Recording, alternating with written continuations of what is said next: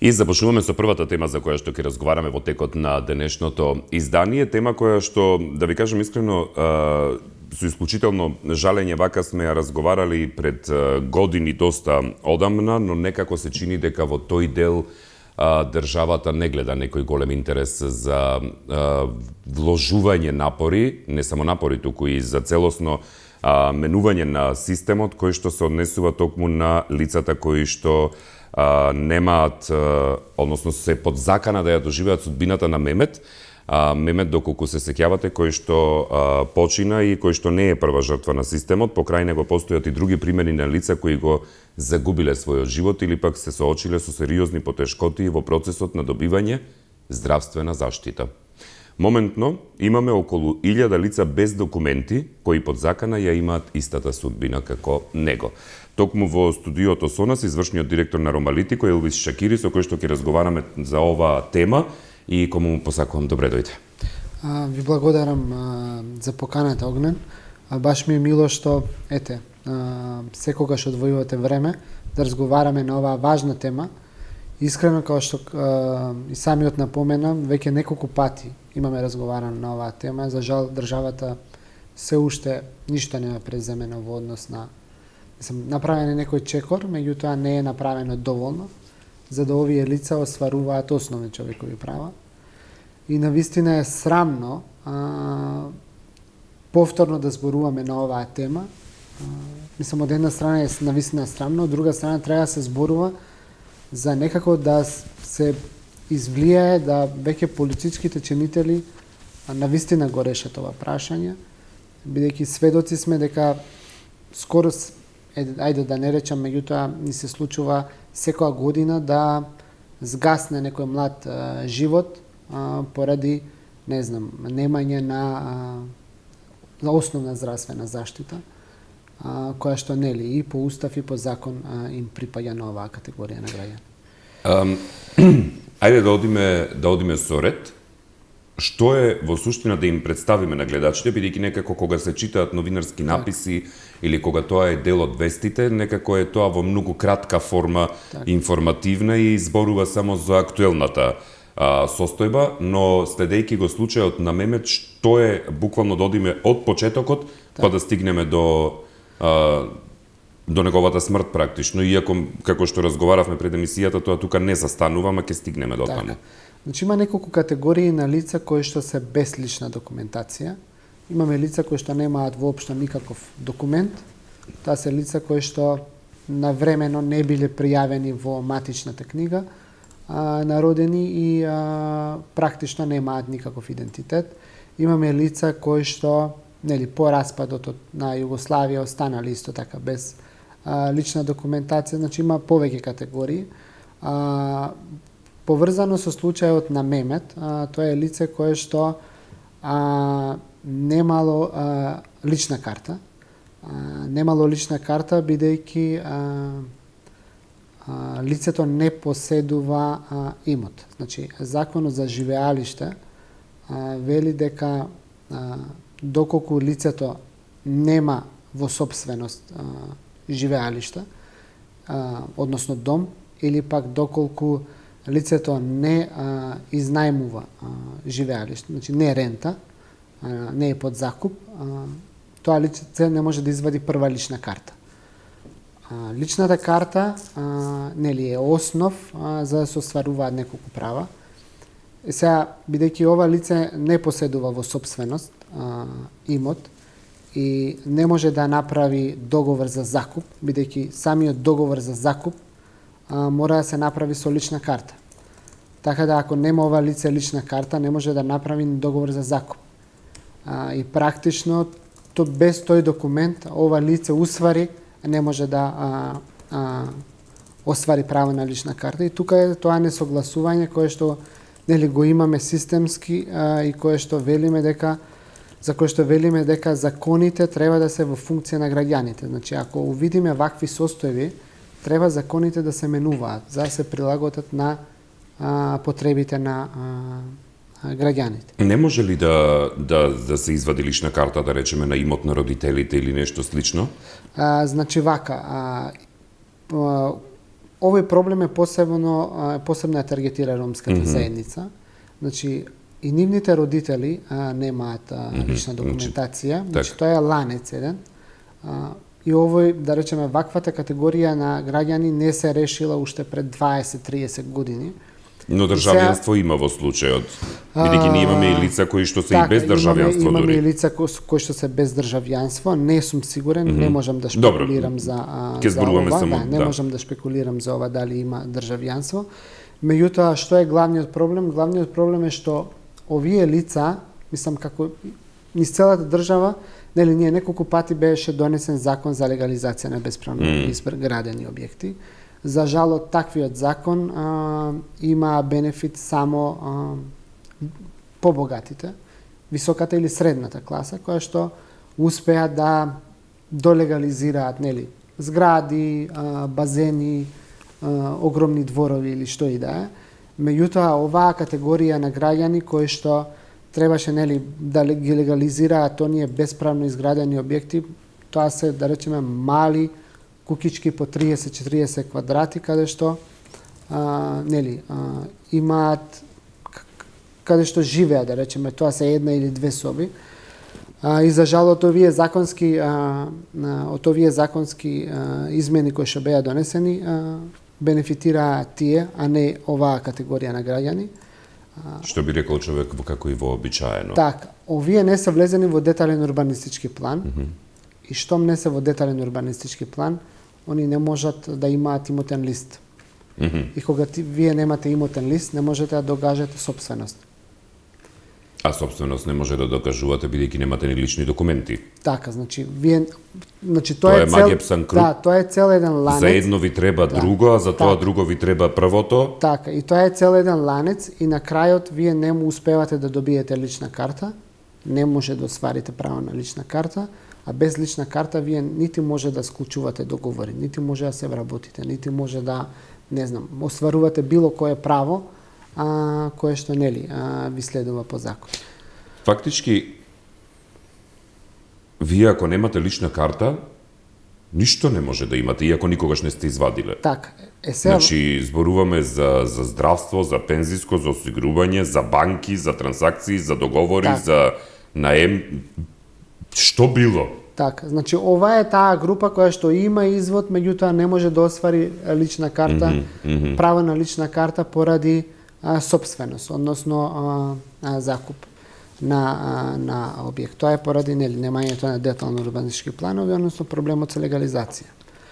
Меѓутоа имаме и друга категорија на граѓани кои што немаат воопшто никаков документ, никаков идентитет и за да тие не постојат во државата. Да тие не постојат во државата и за таа категорија на лица после многу години беше, не знам, и макотрпни расправи, конференции и работни групи, беше донесен закон за неевидентирани лица во матична книга. Тој закон, ако не се лажам, беше донесен во 2020 година и со тој закон требаше да се отпочне решавањето на овој, да речеме, горлив проблем. Значи, зборуваме за околу 700 лица. Законот предвиде овие лица да се упишат во посебен регистар. И тоа е малку, како да кажам, симптоматично и мислам дека не требаше да се оди со такво законско решение, бидејќи направи можеби и дополнителни проблеми. Се објави оглас во кој што институциите заедно со граѓанскиот сектор, и морам тука да напоменам дека институциите не се способни да ја завршат оваа работа и цело време се бара помош од граѓанскиот сектор. Граѓанскиот сектор се вклучи во мапирање на овие лица. Значи, самото законско решение ја објаснува постапката. Имаше одреден рок во кој што овие лица може да се измапираат, односно да се пронајдат и да се евидентираат во тој посебен регистар. Од тој оглас, да речеме, беа мапирани овие лица, беа евидентирани во тие посебни регистри и во тие нивни посебни матични евиденции за да добијат посебен извод. Значи, тој не е редовен извод, туку посебен извод. Ќе се направи еден паралелен систем, посебна матична Тоа евиденција. е веќе дополнително такво усложнување на работите Дефинитивно, кое што направи страшна компликација. Вие ги регистрирате, ама не ги регистрирате. Така, Постојат, ама не во некоја постојат. посебна база им се дава некој посебен извод, па се направи некој посебен матичен број и им се дава некои посебни идентификациони исправи, тоа не се лични карти, некои пластифицирани документи во кои што се утврдува дека ова лице има некаков идентитет и оваа посебна лична карта или идентификациона исправа треба да му послужи до редовното внесување во матичната книга. А тоа трае, значи, додека го добија овие, не го добија сите, додека ја добија оваа посебна идентификациона исправа, траеше 2-3 години. Значи, затоа што требаше да се законот се донесе. Требаше да се донесат посебни подзаконски акти. Министерство за правда, Министерство за внатрешни работи. Па знаете како е, министерот не сака да потпише или не стигнало до министерот, па бирократија, оно. Цело време со притискања да се објават тие образци, за да може лицата да ги пополнуваат тие барања, за да бидат внесени во таа посебна евиденција. лицата да имаат пристап до тие барања, имајќи на ум дека многу голем дел од нив и не можат да имаат пристап. За еден дел имаше овакво исто од одредени категории ДНК тестови да се прават, тие доста скапо чинат за да се утврдуваат идентитети. На чии товар одеа тие? Молам? На чии товар одеа ДНК тестовите? Значи, дел нешто финансираше Министерство за труд и социјална политика, мислам дека се уште финансира околу 20-тина, 30-тина на годишно ниво, меѓутоа често доаѓа и средства од донатори за да се решаваат овие проблеми и да се навратам во онаа посебна евиденција. Им се издаде таа идентификациона исправа со тие матични броеви. Тоа направи дополнителен проблем, бидејќи во системот, значи, оваа посебна исправа требаше да им овозможи пристап до 4 услуги, до 4 права. Право на образование, вработување, здравство и уште едно беше домување, претпоставувам. Социјално осигурување нешто беше или домување, да не шпекулирам. Меѓутоа, на терен, што се случи? Оваа идентификациона исправа, односно овој матичен број, системот почна да не го препознава, бидејќи имаат Министерство за внатрешни работи, кога ги внесуваат во тие бази, има некои шифри под кои што системот ги препознава. Кога овие лица аплицираат, не знам, треба да добијат право до здравствена заштита, Фондот за здравствено осигурување не го препознава тој матичен број кој што го добиле од државата во оваа посебна евиденција. И ни се случи дека овие лица добија посебна идентификациона исправа, меѓутоа не може да ги остваруваат овие права кои што овој законот за посебно што ги евидентира им ги дава. Ни се случи проблем во Фонд за здравство, се случи проблем во делот со социјална заштита и исто се случи проблем со банките. Овие лица добија право на гарантирана минимална помош, да остваруваат право на гарантирана минимална помош, меѓутоа кога одат во банка за да отворат сметка, службениците во банка се чудат каква е оваа исправа. Да, бидејќи не е стандардна лична карта. И тоа ги донесува овие лица до повторна стигматизација. Значи, вие Таман доаѓате... ќе стигнат до некаква работа, ќе направат некаков договор и после не можат плата да примаат. И сега стига во банка со таа идентификациона исправа за да почне да прима средства и тој што е на шалтер вика каква е оваа лична карта, вика тој што е повисоко во банката, па доаѓа раководител и се собираат 20 души да утврдат каква идентификациона исправа е ова. А зборуваме повторно за една социјална категорија која што, како да кажам, ако вие еднаш, 2 пати, 3 пати ја одбиете странката, таа странка веќе се повлекува. Затоа што е навикната дека на секоја страна се затвараат вратите. Значи, ние, кога исто одиме, посебно во управата за матични книги, одите вие 10 пати треба да отидете за подигнете извод на родени. 10 пати вие ќе отидете, а не овие лица кои што имаат милион проблеми. Така да се направи еден комплексен проблем и за жал тој се уште тлее. Овие лица се уште не можат да вадат, да влезат во таа редовна матична книга за да остварат право на да добијат прв извод во редовната матична книга. Меѓутоа, повторно ќе се постави прашањето, овие лица и кога ќе го остварат правото да влезат во таа редовна евиденција, да го земат тој прв извод, како ќе се стекнат со право на лична карта, како случајот на Мемет. Мене од секогаш, се извинам што прекинувам, но од секогаш, например, ме фасцинирало, и тоа веројатно не е само кај нас во оваа земја, туку и во многу други, лицето постои. Так. Човекот го гледате, Так. разговарате со нив, живеат тука, можете да го запознаете и семејството на тие лица, нивните пријатели, нивните колеги, еве како во случајот со Мемет. Значи, тие луѓе имаат живот, изградиле живот, тука се родени, тука растат, тука оформиле некаков начин на живење и едноставно државата ви вели, вие не постоите. Значи, мислам дека... Мене од тоа од секогаш ме фасцинирало. Државата сега ќе ви дава вам ДНК тест за да утврди што? Дека сте жив?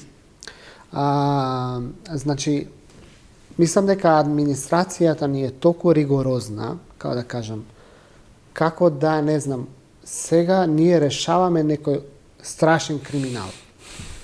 А не сваќаат дека всушност со ова што ние они не го решаваат ова прашање, доведуваат до многу покомплексни проблеми. Еве сега, не знам, ќе земам за пример ова со живеалиштето, бидејќи дефинитивно е проблем. Имаше во 2015 година предлог законски измени за овие лица, бидејќи законот е таква категорија, се не менуваат, че или мора да имате собственост или под закуп, а вие немате собственост бидејќи немате имотен лист, не е во детален урбанистички план. Не се водите на родителите. Не може да да направите договор за закуп, за закупите не знам, простор или куќа, нели? Бидејќи немате лична карта, одите вие на нотар, за да направите договор за закуп, треба да отидете на нотар. Кога ќе отидете на нотар, нотарот ви бара лична карта. Вие немате лична карта. Освари, вие го правите договорот за закуп, за да се стекнете со право на лична карта. И се што ни се случува? Нас исто така ни се случува, дури и да, еве, не знам, се реши тоа, се направи некој договор за закуп, ние всушност ги тераме овие лица фиктивно да пријавуваат друго живеалиште.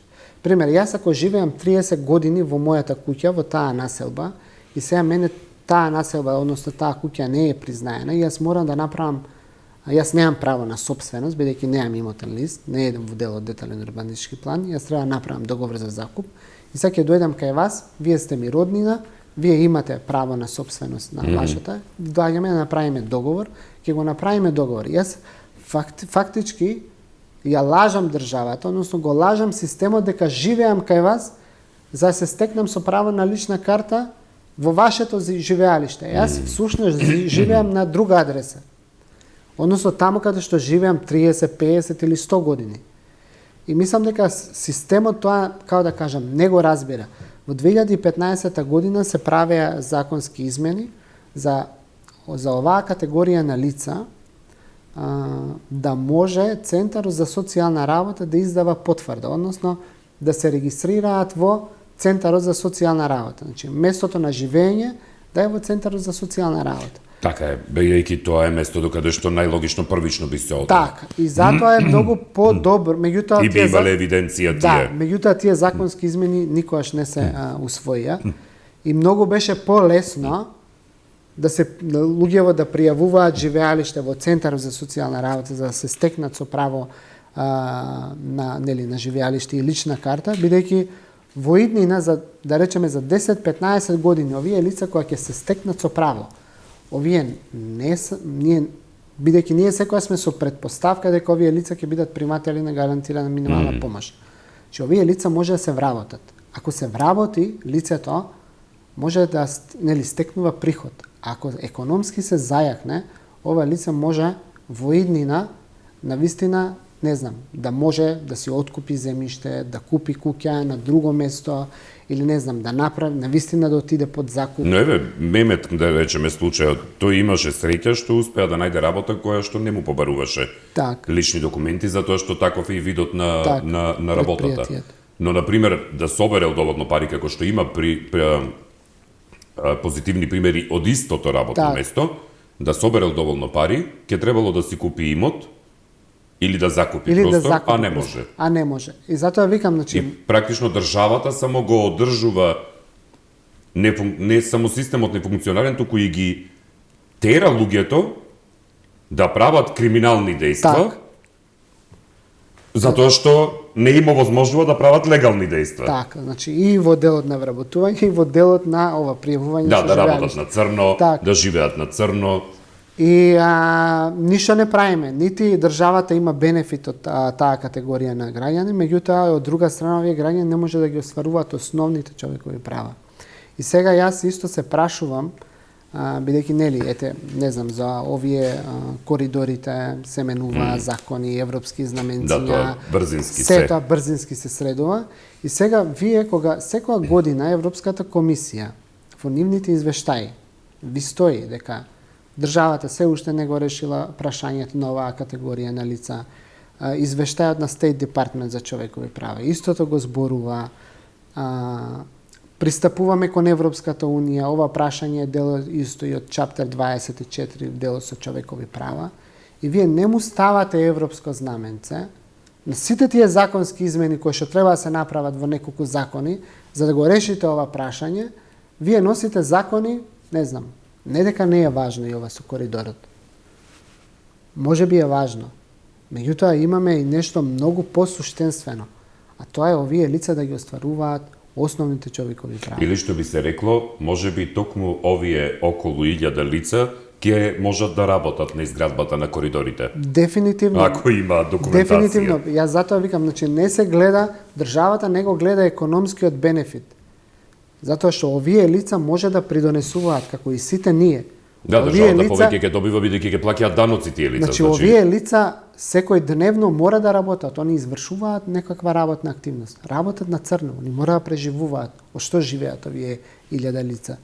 Бидејќи случајот со Мемет навистина крена прашина иако на неколку дена и ние некако за жал почнавме да живееме во општество каде што работите се случуваат 2-3 дена и после одиме со нова приказна, нова ситуација, но стануваше збор за исклучително млад човек чија што здравствена состојба навистина не беше заканувачка по живот, доколку би била мониторирана. И доколку тој човек имал можност да оди на лекар или барем на матичен лекар во суштина. Бидејќи за дијабет мислам дека стануваше збор. Во случајот и генерално и го знаевме Мемет со оглед на тоа дека и навистина и по скопските улици ќе го најдете за списание да купите и слично. Во секој случај сега станува збор за лице кое што почина и се крена прашина дали некој воопшто ве искомуницира за проблемот или не, тоа така се помина како и секој пат. Што понатаму, например, сега, неговиот пример? Значи, вака,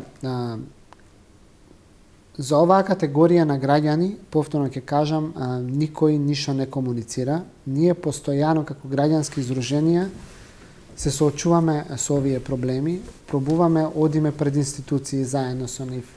Многу често ние помеѓу нас собираме приватни донации кога особено се влошува нивната здравствена состојба. Ние имавме пред некое време повозрасна жена, исто која боледуваше од дијабетис, ногата и фати гангрена, требаше да се одсече. Кога одат овие лица во таква состојба, во здравствените установи им бараат лична карта или здравствена легитимација. И тоа е фрапантно што здравствената установа наместо да ве згрижи, без разлика дали имате документ, може би сте го изгубиле. Дали може ме би сте ограбиле во странец, моментот, па така или- сум настрадал, значи, да. Важно е веднаш да ве хоспитализираат. Меѓутоа, тоа не се случува. Практично ве оставаат во чекална и ви викаат не можеме ве примиме. А вие не одите со висока температура или со кашлица. Одите во животозагрозувачка состојба. И се во такви случаеви или некој треба да се јави за да ургира, некој од политичарите, или пак ќе стигне до кај нас информација дека ова и ова лице е во ваква состојба, треба да се соберат, не знам, 500.000 евра и колку и да е, за да биде згрижено и да се третира. И ние многу често собираме приватно донации, приватно средства, за да го покриеме лекувањето. Меѓутоа, ова не е да речеме, ќе се случи еднаш. Ова прашање, како да кажам, се работи за здравствена заштита. Нешто кое што вие не знаете точно кога и што ќе ви се случи. Може би ми е чудно прашањето, но вие ако немате никакви можности за услуги од државата додека сте жив, веројатноста поради немање лична карта, веројатноста и по смртта тие услуги да не ги добивате исто голема. Па еве во случајот на Мемет. Значи, конкретно за да, тоа прашувам. значи, Затоа реков, имаме, може да, малку ми е чудно прашањето, ама... Значи, ние имаме, значи, и додека сте жив, и настануваат дополнителни компликации дури кога ќе починете. Затоа што кога ќе починете во домашни услови или било каде, дополнително настанува проблем, бидејќи не може да ви се направи достоинствен закуп. Бидејќи не е утврден идентитетот, доаѓа здравствена установа, односно брза помош, случајот со Тони Сали, првенец во генерација, 19 години, ако не се лажам, почина ненадејно, многу жалосно, не можеа да го закопат. Истото се случува и со Мемет. Значи, поминаа 12 дена, последно е вчера што се слушнав, значи, лицето се уште не е закопано. Не е погребен Не е Мемет. погребано, да, не е погребано. Значи, 12 или 13 дена, да не ве лажам, се уште стои во капела, се уште му се утврдува идентитетот, односно родителите. Дали детето се уште лежи починато в капела, Да. затоа што нема лична карта и поради тоа не може да се закопа? Така, значи се уште не е утврден идентитетот, негов родителите не му се утврдени. И од тоа што вчера се распрашав е дека јавен обвинител треба да утврди некоја постапка, водат некоја постапка, треба да утврдат, мислам, родителството, таткото или мајката, да не ве лажам. Како го утврдат? Па правеа ДНК тестови, прават ДНК тестови со негови роднини, за да утврдат идентитет и после тоа ќе дадат дозвола за закуп. Ми имавме еден случај... Значи, само момент, се извинувам. Колку имаше? 20? 21. 21. Значи, 21 годишно момче, кое што е починато затоа што државата никогаш не му овозможила можности да извади лична карта, а при тоа сакаше, бидејќи го знаеме од комуникација што сме имале кога сме купувале од него списанија, починува поради тоа што не можел да добие здравствени услуги, редовни контроли за нешто што во светот веќе се смета за состојба наспроти болест. И сега истото тоа 21 годишно момче од кој е починато не може да се закопа, Так. затоа што нема лична карта. Так. Значи, детето нема мир дури и по смртта, Так.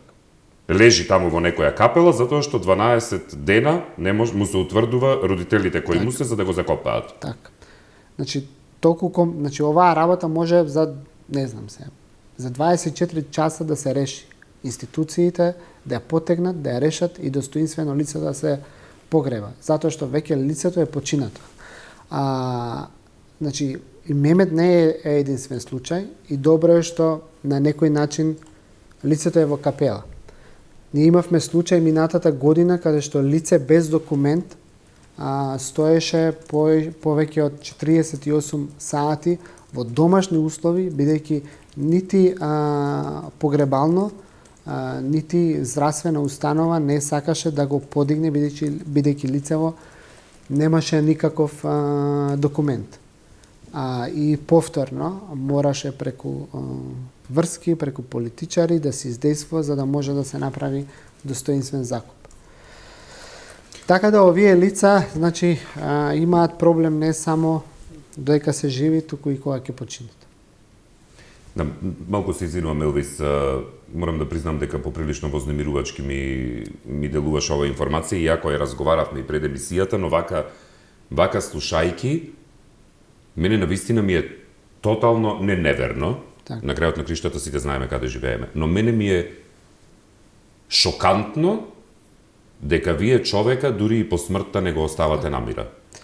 Јас ги видов реакциите исто на министрите, значи дента кога почина Мемет, толкава фама се дигна. Затоа реков, тоа беше... Значи, Министерот за здравство избегна одговор да даде. Министерката за труд избегна одговор да даде. Као да кажем, цело време бегаат оние кои што се најодговорни, бидејќи да зборуваме отворено, значи, доколку има политичка волја и доколку сакаат да го решат овој проблем, ќе го решат овој проблем. Меѓутоа, за жал, никој не е заинтересиран и згаснуваат млади животи на крајот на краиштата, што е многу разочарувачки за нашата држава. Веќе со времето сме при крај за интервјуто. Не знам сега дали ова прашање е глупаво или не.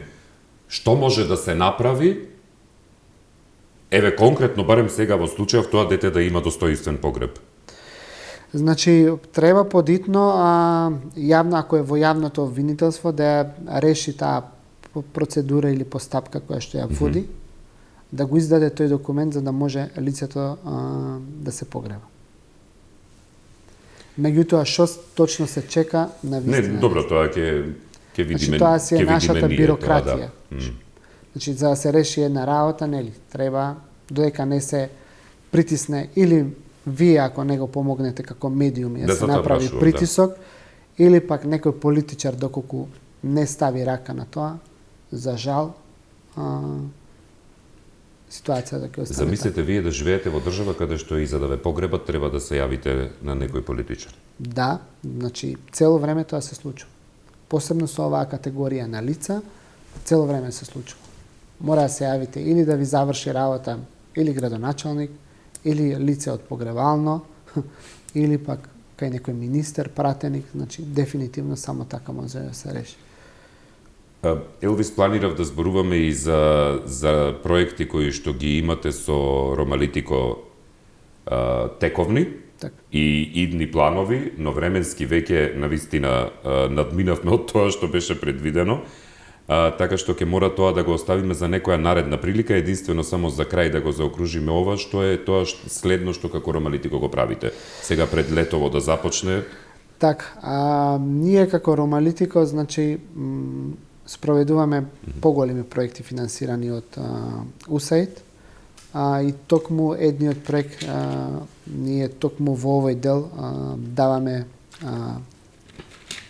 услуги во делот на правна заштита. Работиме со лица без документи и со оние кои што нема државјанство. Онаа посебна социјална категорија. Работиме со предприемачи роми, исто така ја мобилизираме заедницата за да направат промени, бидејќи самата заедница е донесена во таква ситуација да не веруваат дека нивниот живот може да се промени. Така да работиме на поише фронтови и кај нив да ја дигнеме свеста, меѓутоа и да ги охрабриме дека може да направат промена во својот живот, меѓутоа работиме и со институциите. Во другиот проект, нешто што сме навистина фокусирани е Работиме во инфраструктура, во заекнување на инфраструктурата, во подобрување на инфраструктурата во ромските средини, бидејќи знаеме во каква состојба живеат. Периодов планираме да направиме интервенции во делот на асфалтирање на нивните улици, поставување на водоводна, канализациона мрежа, осветлување. Морам да истакнам дека минат пред 2-3 недели, после 30 години, успеавме да осветлиме 3 ромски маала во општина Радовиш. Значи, лицата после 30 години добиваат јавно осветлување.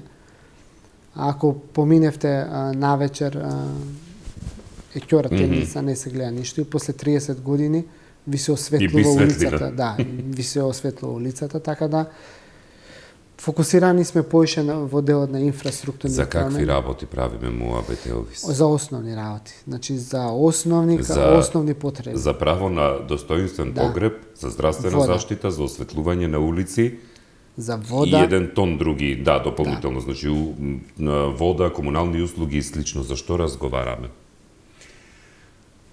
Тука ќе мора да прекинеме. Во секој случај, благодарам многу за издвоеното време. И ништо ќе мора да се видиме набрзо. Да. Ви благодарам. Да опфатиме уште една тема, барем. Така, обавезно. Ви благодарам, Огнен, уште еднаш, што ја потегнавте ова емисија и дискусија по однос на лицата без документи. Јас се надевам дека нареден пат кога ќе дојдеме, навистина нешто ќе се промени во овој дел. Да се надеваме. Или дека барем ова интервју и колегите кои што ќе ова информација ја дознаваат токму преку ова интервју ќе придонесе барем до побрзо достоинствено погребување на Мемет. Благодарам многу, Елвис. Благодарам, Огнен. Почитувани, 21-годишниот Мемет Камбер, кој што почина пред нецели 2 недели, се уште лежи в капела, затоа што нема лична карта и на тој начин не може да му се оддаде ниту еден достоинствен погреб.